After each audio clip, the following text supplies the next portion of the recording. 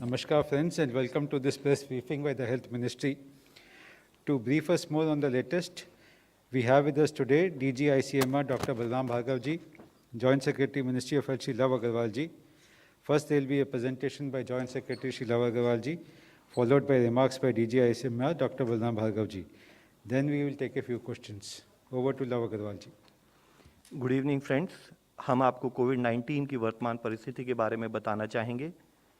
अगर हम देखें तो पाते हैं कि सेकेंड वेव में एक विजिबल केस रिडक्शन हम नोट करते हैं। From a peak of 4,14,000 daily cases, अगर हम देखें तो पिछले 24 घंटे में देश में एक रिड्यूस्ड नंबर के हिसाब से 34,703 केसेस रिपोर्ट हुए हैं। हमने देखा है तो पाते हैं कि पिछले 9 दिन से कंटिन्यूस बेसिस पर 50,000 से कम केसेस प्रतिदिन के हिसाब से देश में रिपोर्ट हो रहे हैं, which shows A reduction in the spread of infection. और यह नंबर भी करीब 111 दिन बाद हम देखते हैं कि इस संख्या में केसेस यहाँ पर अभी रिपोर्ट हो रहे हैं। Continued decline in average daily new cases, अगर आप इसको एनालाइज करें तो पाते हैं कि from A weekly average of 3,89,000 cases being reported on a daily basis in the country, हम वीक ऑन वीक बेसिस पर continued reduction in daily new cases reported note कर रहे हैं। और अगर हम पिछले 4 दिन का भी और उससे पिछले हफ्ते का भी देखें तो ऑन एन एवरेज 13% के हिसाब से केसेस में रिडक्शन नोट किया जा रहा है। इसी के साथ ही हम देखें तो पाते हैं कि वह जिले जहां 100 से अधिक केसेस रिपोर्ट हो रहे थे ऑन ए डेली बेसिस, जो 4 मई के समय पर 531 ऐसे जिले थे, उसको 4 जून के समय पर 262 जिले ऐसे रह गए और अब घटते घटते वह 91 डिस्ट्रिक्ट हो गए हैं।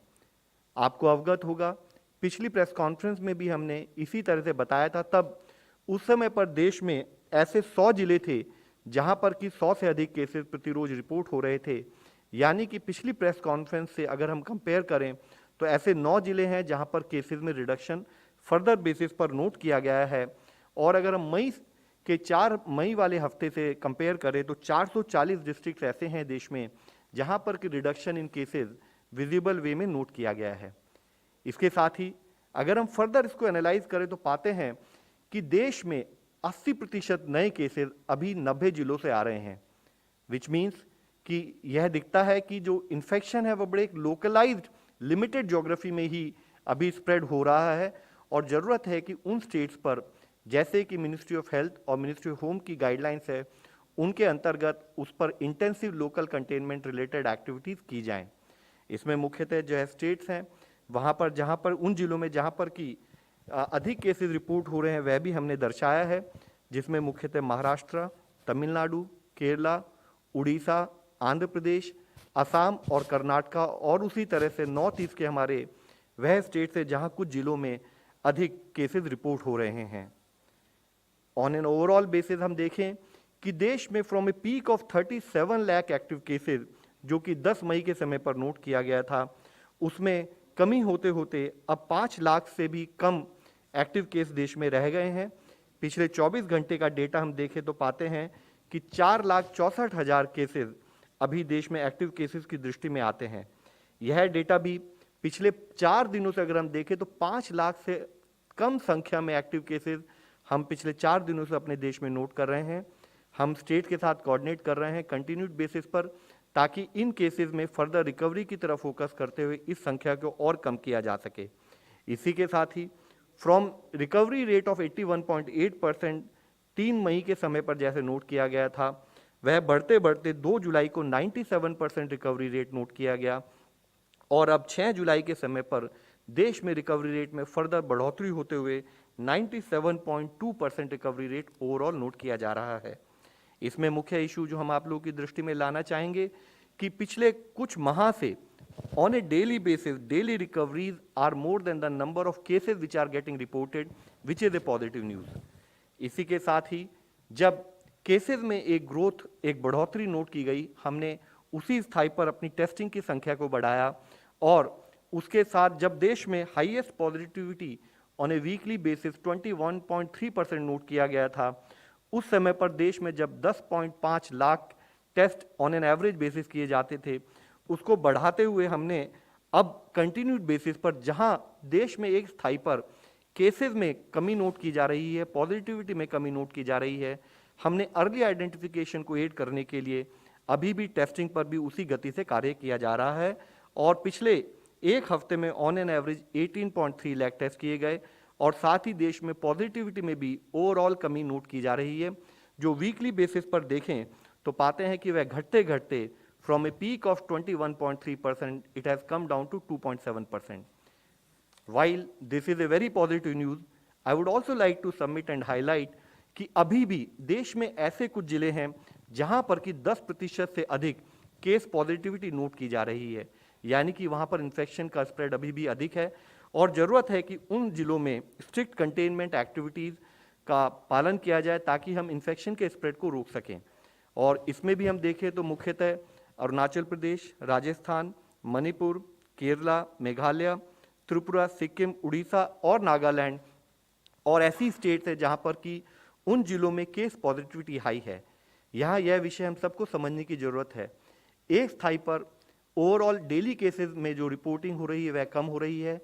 एक्टिव केसेस कम हो रहे हैं, रिकवरी प्रतिशत बढ़ रही है, लेकिन फिर भी कुछ जिले ऐसे हैं जहां पर कि अगर अधिक इन्फेक्शन का स्प्रेड नोट किया जाए तो हमें यह मान के चलना पड़ेगा कि सेकेंड वेव अभी भी कुछ हद तक लिमिटेड एरियाज में जो है वह स्प्रेड है और ज़रूरी है कि हम कंटेनमेंट एक्टिविटीज़ पर उसी श्रद्धा से काम करें ताकि हम इन एरियाज़ को भी कंट्रोल कर सकें। साथ ही वैक्सीनेशन के विषय में हम आप लोगों को अवगत करना चाहेंगे। हमारे priority health group health care workers, जिसमें फर्स्ट डोज में 1.02 crore doses, second dose 0.73 crore doses, total 1.75 crore doses जो हेल्थ केयर वर्कर्स को दी जा चुकी हैं। फ्रंटलाइन वर्कर को इसी तरह से 1.76 crore doses in terms of first dose, 97 lakh second doses और टोटल 2.73 करोड़ डोजेज हम फ्रंटलाइन वर्कर को दे चुके हैं। साथ ही प्रायोरिटी एज ग्रुप्स के तहत देखें तो 16.05 crore first dose and 4.64 crore second dose, यानी कि total around 20 crore 69 lakh doses हम जो हैं वो 45 एज ग्रुप के लोगों को, उनसे अधिक लोगों को दे चुके हैं। साथ ही जैसे कि हमारा नया प्लान जो कि 21 मई से शुरू हुआ है इफेक्टिवली, जिसके तहत 18 प्लस लोगों को भी हम कवर कर रहे हैं, अगर हम उसको भी एनालाइज करें तो देखें कि 10 करोड़ से अधिक डोजेज फर्स्ट डोजेज और 29 लाख से अधिक डोजेज सेकेंड डोजेज करते हुए 10.58 crore doses 18 to 44 year age group में भी कवर की जा चुकी हैं। देश ने फिर एक फोकस वे में काम करते हुए टोटल 35 करोड़ से ओवरऑल अधिक डोजेज यानी कि 35.75 करोड़ डोजेज अब तक देश में दी जा चुकी हैं। इसी को हम फर्दर एनालाइज करें तो पाते हैं कि अगर हम हेल्थ केयर वर्कर जो एलिजिबल पॉपुलेशन है, यानी कि वह हेल्थ केयर वर्कर या वह फ्रंटलाइन वर्कर, वह 45 प्लस एज ग्रुप के लोग जिनको की वैक्सीन डोजेज दी जानी थी एज पर द नॉर्म्स, उसमें हम देखें तो फर्स्ट डोज में 87.5% coverage in terms of health care workers, similarly 90.9% coverage in terms of frontline workers. 45 plus age group जो है हमारा आइडेंटिफाइड ग्रुप है, उसमें आइडेंटिफाइड पीपल में 46.2% हम फर्स्ट डोज दे चुके हैं और इसी तरह से 18 टू 44 एज ग्रुप में 17.2% कवरेज हो चुकी है फर्स्ट डोज की। इसी के साथ ही सेकेंड डोज कवरेज, यहाँ यह हम आप लोगों की दृष्टि में लाना चाहेंगे। एलिजिबल सेकेंड डोज कवरेज यानी कि वह लोग जिनको या तो कोवैक्सीन की सेकेंड डोज 4 हफ्ते बाद लगनी थी या कोविशील्ड की सेकेंड डोज 12 हफ्ते बाद लगनी थी, उसके बेसिस पर अगर हम एलिजिबल पॉपुलेशन को आइडेंटिफाई करें तो इवन हेल्थ केयर वर्कर में सेकेंड डोज में जो एलिजिबल लोग थे उसमें भी 79.7% कवरेज, फ्रंटलाइन वर्कर्स में 89.4% कवरेज और साथ ही 45 प्लस जो एज ग्रुप हम लोगों का है उसमें जो एलिजिबल लोग थे उन लोगों को यानी कि जिनको की सेकेंड डोज ड्यू थी उसमें 56.8% कवरेज अब तक हम देश में कर चुके हैं। इसी के साथ ही अगर हम देखें कि इंडिया विज़ा वी ग्लोबल हम लोगों ने कैसे एफर्ट्स किए हैं, तो जैसे इससे पहले भी हमने आपको दर्शाया था कि कई देशों में वैक्सीनेशन 27 दिसंबर या 8 दिसंबर और 14 दिसंबर उस प्रांत में शुरू हुआ था और हमारे देश में वैक्सीनेशन 16 जनवरी को शुरू किया गया। एक माह उपरांत शुरू करने के बावजूद भी हम देखें तो पाते हैं कि हमारे देश में अब तक 35.75 करोड़ डोजेज दी जा चुकी हैं, जो कि in terms of absolute number अगर हम एनालाइज करें तो वह यूएस से भी अधिक है, जहां पर कि अभी तक 33.06 करोड़ डोजेज दी जा चुकी हैं। यहाँ यह समझना अति आवश्यक है कि किस तरह से देश ने एफर्ट्स कर कर अपनी प्रोडक्शन कैपेसिटी बढ़ाया, अपना एडमिनिस्ट्रेशन कैपेसिटी बढ़ाया, ताकि हम इस तरीके से वाइडर कवरेज देश के रिमोट से रिमोट एरिया में भी wider coverage in terms of vaccination कर सकें। आज जब हम कोविड-19 की वेनिंग वेव ऑफ सेकेंड वेव से जूझ रहे हैं, यहाँ ये विषय हम आपके द्वारा फिर सब लोगों की दृष्टि में लाना चाहेंगे। मैं कुछ मीडिया कवरेज ही आप लोगों के सामने हाईलाइट करना चाहूँगा, जिसमें क्लियरली दिख रहा है कि एक स्थाई पर, जिसे एक टर्म भी बोली गई है, रिवेंज ट्रैवल, कि लोग जो घर में बैठे थे, जो रेस्ट्रिक्शन का समय था, जब रेस्ट्रिक्शंस खोली गई तो कहीं पर एक अभिप्राय समाज में किसी वर्ग में यह है कि अगर रेस्ट्रिक्शंस खोल दी गई तो वायरस खत्म हो गया है। हम आप लोगों के द्वारा फिर से लोगों की दृष्टि में लाना चाहेंगे, वायरस या इन्फेक्शियस डिजीज यह अभी भी हमारे बीच में है। जरूरी है कि कोविड अप्रोप्रिएट बिहेवियर पर हमारा उसी स्थाई से, उसी स्तर से हमारा कार्य चलता रहे, नहीं तो हमारी एक भी भूल फिर से वायरस को हमारे बीच में फैलाने के लिए उसको एक मौका देगी। आप देखें जैसे हिल स्टेशंस में लोग बिना मास्क के घूम रहे हैं, बिना फिजिकल डिस्टेंसिंग के घूम रहे हैं, बाजारों में बिना फिजिकल डिस्टेंसिंग के घूम रहे हैं। यह ऐसा एक माहौल क्रिएट करेगा जिसमें अब तक जो gain in terms of management of Covid जो हमने लिए हैं वह फिर से नलीफाई हो सकते हैं, वह फिर से हम उसको भूल के फिर हमें एक और चैलेंज का सामना करना पड़ सकता है। हमें यह समझने की जरूरत है कि यह कंटिन्यूस बेसिस पर लड़ने वाली लड़ाई है और हम शुरू से हमेशा ये कहते आए हैं, help us to help you. हमें कम्युनिटी सपोर्ट की, आप सबके सपोर्ट की, आप सबके गाइडेंस की बहुत ज़रूरत है ताकि इस बीमारी से हम जूझ सकें। और हमें हमेशा यह समझना चाहिए कि वायरस अभी थका नहीं है, वायरस अभी भी हमारे बीच में है। तो ज़रूरी है कि हम दो टूल, बोथ सोशल वैक्सीन के रूप में hand hygiene, use of mask and physical distancing, और वैक्सीनेशन, एक्चुअल वैक्सीनेशन, इन चीज़ों पर हमारा उसी स्थाई पर कार्य चलता रहे जब तक कि हम वायरस को पूरी तरह से कंट्रोल ना कर सकें। इस विषय में मैं मीडिया द्वारा की गई एक स्टडी फिर आप लोगों के सामने लाना चाहूँगा, जिसमें 33,000 से अधिक रेस्पोंडेंट्स का एक सर्वे किया गया था। इसमें अगर आप देखें तो पाएंगे कि मास्क कंप्लायंस, अगर जब उन्होंने सर्वे किया तो पाया कि कोई भी कंप्लायंस नहीं, यानी कि मास्क पहना ही नहीं जा रहा है, ऐसे 24% केस थे।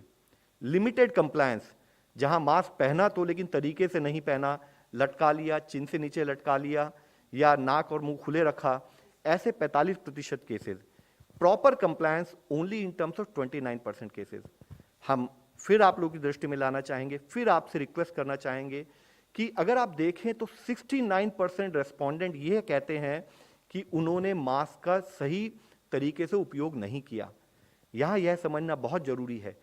पहला इन्फेक्शन देश में एक सिंगल इंडिविजुअल से आया था, जो फैलते फैलते इस लार्ज नंबर पर आज हम महसूस कर रहे हैं। तो यानी कि हमारे बीच में कोई भी मनुष्य, कोई भी हमारा सहजीवी अगर किसी प्रॉपर कोविड अप्रोप्रिएट बिहेवियर को फॉलो नहीं करता, तो फिर हो सकता है हम उस विषम परिस्थिति में आ जाएं जिसको हम वेव के रूप में एनालाइज पोस्ट फैक्टो करते हैं। इसी के साथ ही फिजिकल डिस्टेंसिंग नॉर्म्स को भी जब सर्वे किया गया तो पाया गया कि 63% people there is no compliance, limited compliance only in 24% people. 24% लोगों ने ही फिजिकल डिस्टेंसिंग के मापदंड को फॉलो किया। यानी कि 87% लोग अभी भी, जिसको सर्वे किया गया, ऐसे थे जो फिजिकल डिस्टेंसिंग के नॉर्म्स को फॉलो नहीं कर रहे थे। साथ ही इस सर्वे में दो और जनरल एनालिसिस की गई कि क्या हम कोविड अप्रोप्रिएट बिहेवियर का वैक्सीनेशन सेंटर में इस्तेमाल या फॉलो करते हैं। यहां भी मैं आप लोगों की दृष्टि में लाना चाहूंगा, इसमें पाया गया कि लिमिटेड कंप्लायंस केवल जो थी वह 48% थी और नो कंप्लायंस 6% थी। और जैसे कि हम सबको अवगत है कि एक भी बार हम चूके वायरस हम पर अटैक कर सकता है। तो अगर आप देखें तो on an average even in vaccination centre, as per the survey of people, 54% respondents ऐसे थे जिन्होंने रिक्वायर्ड कोविड अप्रोप्रिएट बिहेवियर का फॉलो नहीं किया। साथ ही जैसे कि हम ट्रैवल करते हैं, चाहे बसेज में हो, ट्रेन में हो या एयरप्लेन में हो, उसको भी एनालाइज किया गया। उसका भी जब सर्वे किया गया तो यह पाया गया कि नो कंप्लायंस में 25% लोग हैं जो कि मास्क और फिजिकल डिस्टेंसिंग और हैंड हाइजीन का फॉलो नहीं कर रहे थे, और लिमिटेड कंप्लायंस में 58% ऐसे लोग हैं। यानी कि इतनी अधिक संख्या, around 83% respondents are not fully complied with the required guidelines. हम आप सबके द्वारा फिर सबसे विनती करना चाहते हैं, कोविड की लड़ाई में सोशल वैक्सीन के रूप में यह जो हथियार हमारे सामने हैं, इनको बिना किसी डिले के, बिना किसी कोताही के, जब तक 100% अमल नहीं किया जाएगा, तब तक हमारे सामने फिर से इस बीमारी को हाइयर नंबर्स में जूझने का खतरा बना रहेगा। हम आपके द्वारा सबसे विनती करना चाहते हैं कि समय पर जब देश में रिलैक्सेशंस की जा रही हैं, हम उन रिलैक्सेशंस का सदुपयोग करें और एक्टिविटीज़ जो कि इंपॉर्टेंट है उनका ही फॉलो करें। जैसे कि हम जब भी बाहर जाएं तो हम हमेशा मास्क पहनें और हमेशा हैंड हाइजीन का फॉलो करें, 2 गज की दूरी बनाकर रखें, किसी भी रेगुलरली टच सरफेसेस जैसे कि टेबल्स हों, चेयर्स हों, ऐसी सरफेस को समय समय पर डिसइंफेक्ट करते रहें। मुख्यतः अपने नाक, मुंह और आंखों को बार बार टच ना करें,